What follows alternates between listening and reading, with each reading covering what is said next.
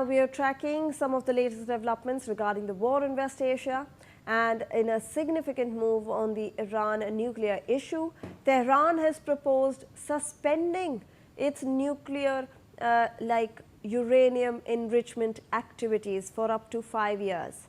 However, the offer has been rejected by the United States, which is insisting on a much longer suspension of 20 years. The proposals came during recent negotiations held in Islamabad, Pakistan, and according to reports citing senior Iranian and US officials, the disagreement highlights the wide gap between the two sides on Tehran's nuclear program, even as talks for a possible broader deal continue. In fact, this is something that we are getting to know, that nuclear enrichment of Iran was a point of disagreement between Iran and the United States when they were holding negotiations in Islamabad in Pakistan. And why that is so, now sources and reports are coming through, they are saying that Iran was ready to suspend the uranium enrichment for around 5 years. However, the US demanded that it be extended to 20 years. They wanted a 20-year period where Iran would not be enriching their uranium. However, that was not acceptable to Iran. They asked US to come to a more moderate view or meet them in the middle or have a middle ground, but both the parties could not in fact be coming to meet at a middle ground. Joining us on this broadcast now is my colleague Aditya Vadavan for more on this.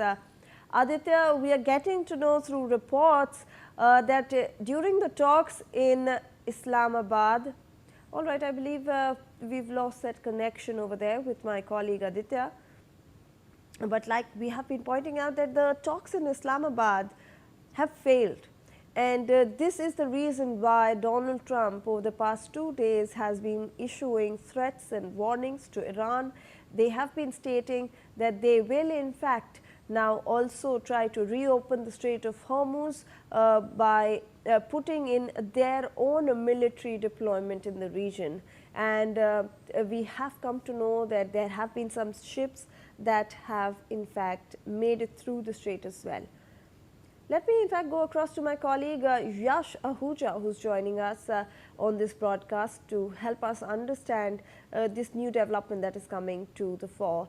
Yash, we were just talking about some of the reasons that have come to the fore as to why the Islamabad negotiations failed. And the biggest reason seems to be the enrichment of uranium. Iran wanted this suspension only for 5 years, while the US wished for a longer period of 20 years, and that's where the disagreement happened and both the parties could not meet a middle ground. Yash. Shivani very rightly pointed out, a New York Times report has just stated that Tehran was willing to suspend their uranium enrichment activities for up to 5 years. However, this offer has now been rejected by the United States, which is still insisting on a much longer suspension of 20 years. Now, after the Islamabad talks failed, we have details of the talks coming in slowly and steadily, and this was one of the main things that was highlighted by the US administration, that Iran can never build a nuclear weapon, not just now, not just 2 years from now, but for the long term. It turns out that the Trump administration's idea of the long term is 20 years.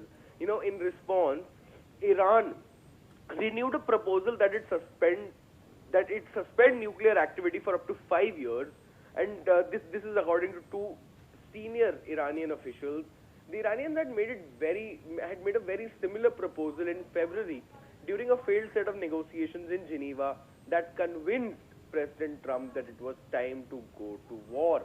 Days later, he ordered the attack on Iran. Back to you. Yash, please do stay on with us. We have some more Developments that we are tracking: Hezbollah chief Naim Qassem has now said that Israel's plan to create a buffer zone in southern Lebanon by demolishing border villages will fail, asserting that the territory will remain under Lebanese control. He also made it clear that Lebanon's territorial integrity would not be compromised. Moreover, Qassem has rejected talks between Israel and the Lebanese government scheduled for today in Washington, describing them as fruitless. So, Yash, when we are looking at Lebanon, that's a country that has not seen a pause in the hostilities. Israel continues to bomb it. We have the Hezbollah chief rejecting any sort of negotiations that are currently going to take place between the Lebanese government and Israel as well. Over here, obviously, Hezbollah has rejected claims of creating a buffer zone. From Iranian side during the Islamabad talks was immediate ceasefire in Lebanon on the Hezbollah, on Hezbollah forces. Now, Hezbollah chief Naim Qassem has asserted that Israel's plan to create a buffer zone in southern Lebanon will fail. He has also maintained that the territory will remain under Lebanese control. He further stated that the return of displaced residents and reconstruction are essential conditions, vowing that destroyed border areas will be rebuilt. Now let's take a look at what this buffer zone plan was.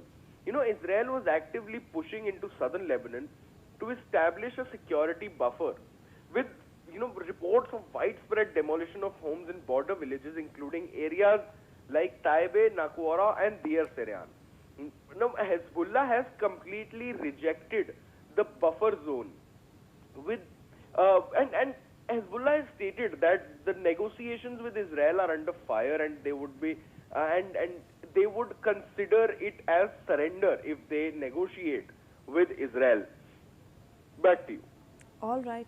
Thank you so much, Yash, for all that information. With that, we are slipping into a short commercial.